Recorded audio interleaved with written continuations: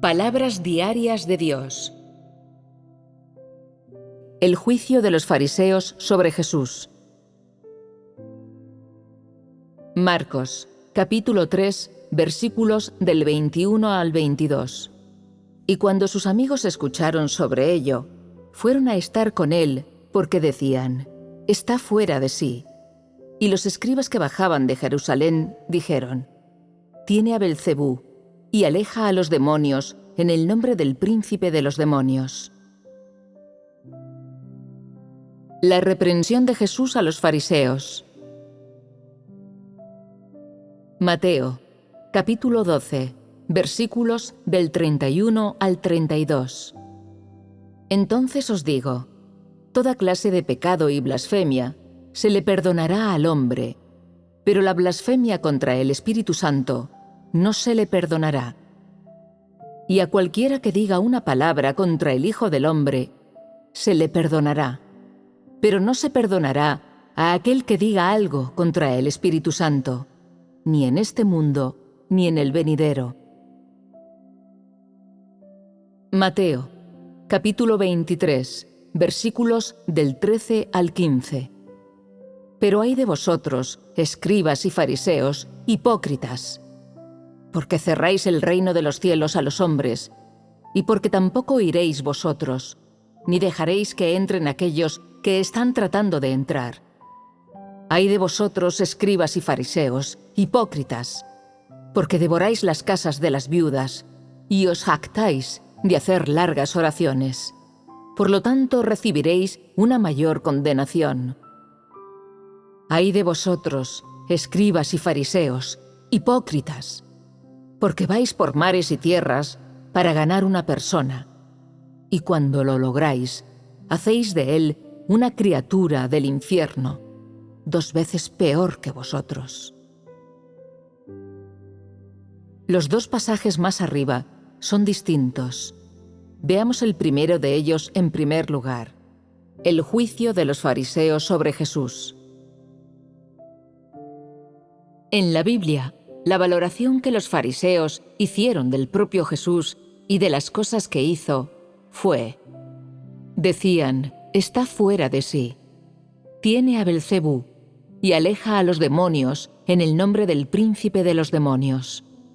Marcos capítulo 3, versículos del 21 al 22. El juicio del Señor Jesús, realizado por los escribas y fariseos, no era el repetir como los loros las cosas, ni imaginar a partir de la nada. Fue su conclusión sobre el Señor Jesús a partir de lo que vieron y oyeron de sus acciones. Aunque llegaron a la misma, ostensiblemente en el nombre de la justicia, y ésta parecía bien fundamentada a las personas, la arrogancia con la que juzgaron al Señor Jesús era difícil de contener incluso para ellos.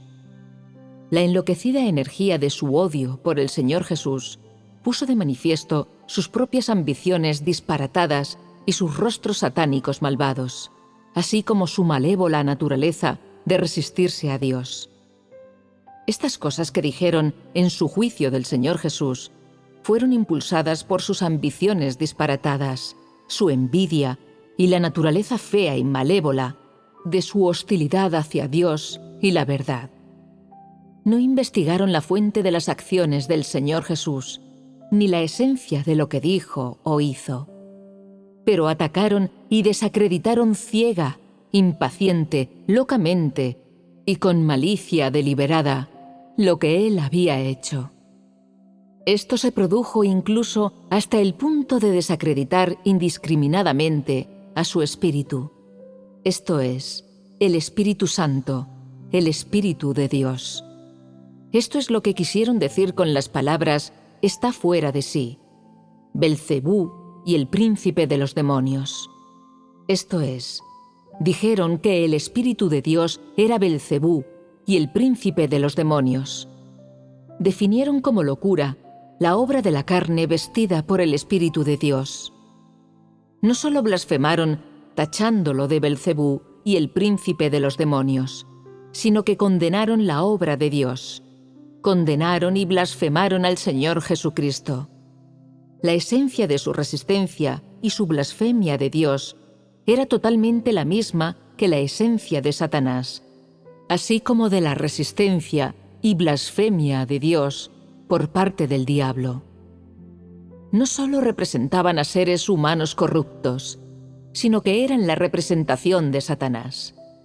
Eran un canal para él en medio de la humanidad, así como sus cómplices y mensajeros. La esencia de su blasfemia y su denigración del Señor Jesucristo era su lucha con Dios por el estatus, su competencia con Él, su prueba interminable de Él. La esencia de su resistencia a Dios y su actitud de hostilidad hacia Él, así como sus palabras y sus pensamientos blasfemaban y enojaban directamente al Espíritu de Dios. Así pues, Dios determinó un juicio razonable de lo que dijeron e hicieron, y determinó que sus hechos fueron el pecado de blasfemia contra el Espíritu Santo. Este pecado es imperdonable tanto en este mundo como en el más allá, justo como dice el siguiente pasaje de la Escritura. La blasfemia contra el Espíritu Santo no se le perdonará, y no se perdonará a aquel que diga algo contra el Espíritu Santo, ni en este mundo, ni en el venidero. Hoy, hablemos sobre el verdadero significado de estas palabras de Dios. No se perdonará ni en este mundo, ni en el venidero. Eso es desmitificar cómo cumple Dios las palabras no se perdonará, ni en este mundo, ni en el venidero. Todo aquello de lo que hemos hablado tiene relación con el carácter de Dios y su actitud hacia las personas, los asuntos y las cosas. Naturalmente, los dos pasajes anteriores no son una excepción. ¿Habéis notado algo en estos dos pasajes de la Escritura? Algunas personas dicen ver el enojo de Dios.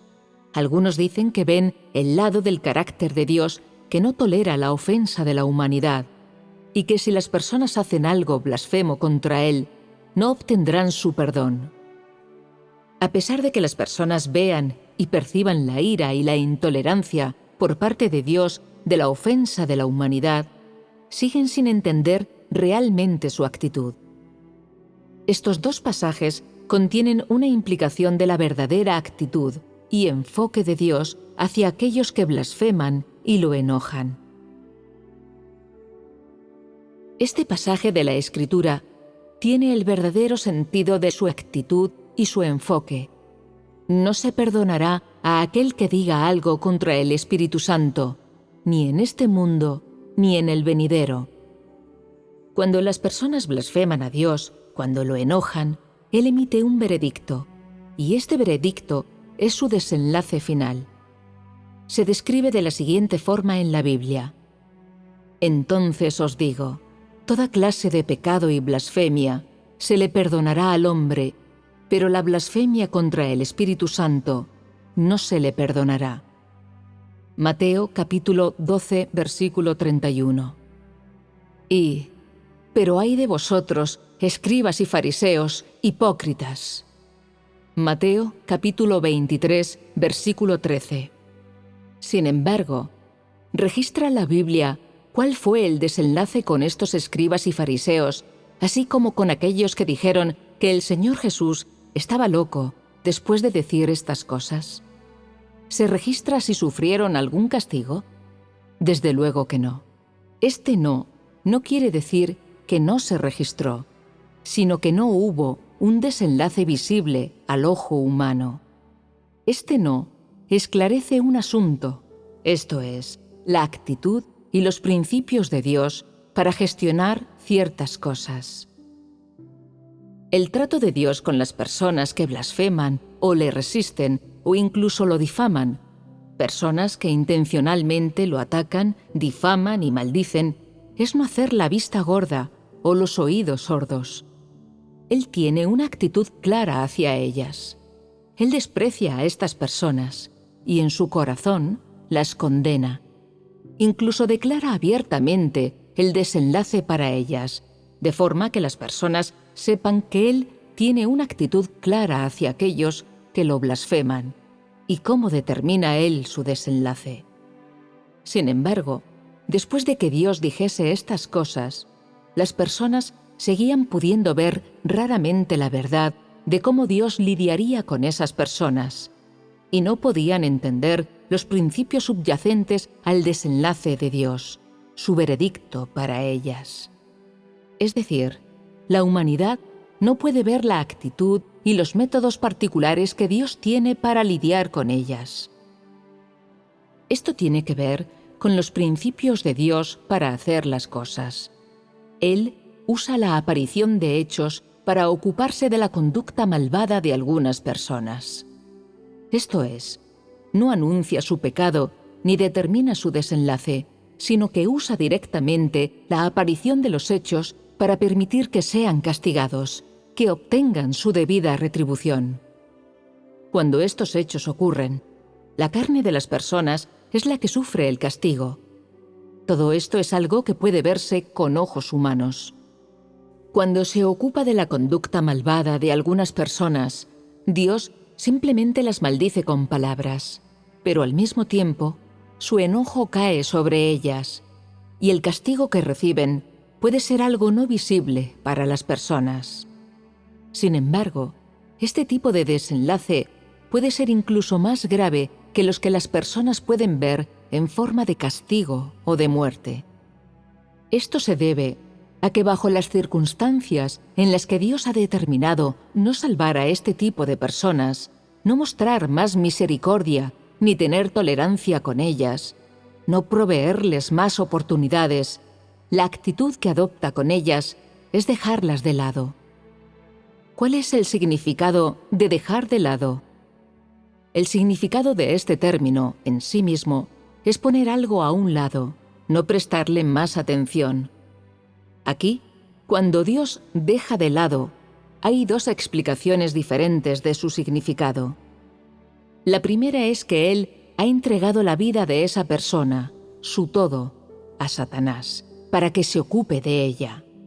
Dios ya no sería responsable y no lidiaría más con ella. Si esa persona estuviera loca o fuera estúpida, y si estuviera en la vida o la muerte, o si descendiera al infierno para su castigo, no tendría nada que ver con Dios. Eso significaría que esa criatura no tendría relación con el Creador. La segunda explicación es que Dios ha determinado que Él mismo quiere hacer algo con esta persona, con sus propias manos. Es posible que utilice el servicio de este tipo de persona, o a este tipo de persona como contraste. Es posible que tenga una forma especial de ocuparse de ella, una forma especial de tratarla, como a Pablo. Estos son el principio y la actitud en el corazón de Dios de cómo ha determinado Él ocuparse de este tipo de persona. Así, cuando los seres humanos resisten a Dios y lo difaman y blasfeman, si exasperan su carácter o si alcanzan los límites de Dios, las consecuencias son impensables. La más grave es que Dios entrega su vida y su todo a Satanás de una vez por todas. No serán perdonadas en toda la eternidad. Esto significa que esta persona ha pasado a ser comida en la boca de Satanás, un juguete en su mano, y desde ese momento en adelante, Dios no tiene nada que ver con ella. ¿Podéis imaginar qué tipo de desgracia fue cuando Satanás tentó a Job? Bajo la condición de que no se le permitía dañar la vida de Job, aún así, éste sufrió en gran manera. ¿Y no es incluso más difícil imaginar los destrozos de Satanás a los que estaría sometida una persona que le hubiera sido entregada por completo, que fuera del todo presa de sus garras, que hubiera perdido totalmente el cuidado y la misericordia de Dios, que ya no estuviera bajo el dominio del Creador, que hubiera sido despojada del derecho a adorarle y de ser una criatura bajo su dominio, cuya relación con el Señor de la creación hubiera sido totalmente cortada? La persecución de Job por parte de Satanás era algo que podía verse con ojos humanos. Pero si Dios le entrega la vida de una persona, la consecuencia será inimaginable para cualquiera. Es como si algunas personas renaciesen bajo el aspecto de una vaca o un asno, o algunas personas controladas, poseídas por espíritus inmundos, malignos, etc. Este es el desenlace, el final de algunas personas que Dios ha entregado a Satanás. Desde fuera, parece que esas personas que ridiculizaron, difamaron, condenaron y blasfemaron al Señor Jesús no sufrieron ninguna consecuencia. Sin embargo, la verdad es que Dios tiene una actitud para ocuparse de todo. Puede que no use un lenguaje claro para comunicar a las personas el desenlace de cómo se ocupa de cada tipo de persona. En ocasiones, no habla directamente, pero hace las cosas directamente. Que no hable de ello no quiere decir que no sea un desenlace. Es posible que sea uno incluso más grave. Desde las apariencias, parece que Dios no habla a algunas personas para revelar su actitud. En realidad, Él no ha querido prestarles atención durante mucho tiempo. No quiere verlas más. Por las cosas que han hecho, su conducta, su naturaleza y su esencia, Dios solo quiere que desaparezcan de su vista. Entregarlas directamente a Satanás, dar su espíritu, alma y cuerpo a éste, permitirle hacer lo que quiera. Queda claro hasta qué punto Dios las aborrece, hasta qué punto está asqueado de ellas.